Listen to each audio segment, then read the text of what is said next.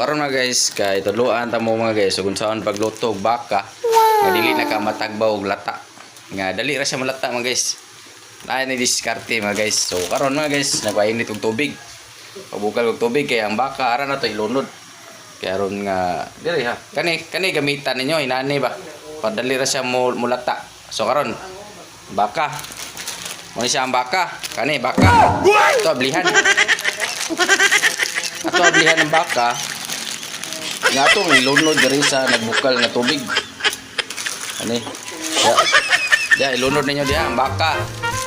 Ilunod ka pilang seasoning aron nga lami sa kang pagkaon mo. Kanang napoy lasa ba? So ato na ilunod. Sa pag-abli niyo ra pwede ra kititon. Lunod ana, lunod diha. Kaman naglupan lunod guys. Inyo nang bali-balihon kaya aron mo mulata din ang baka. Bali-balihon ba mulata ang baka. So kibaon na mo. Kamaon na mo sa paglutos baka. Oh. Ano na?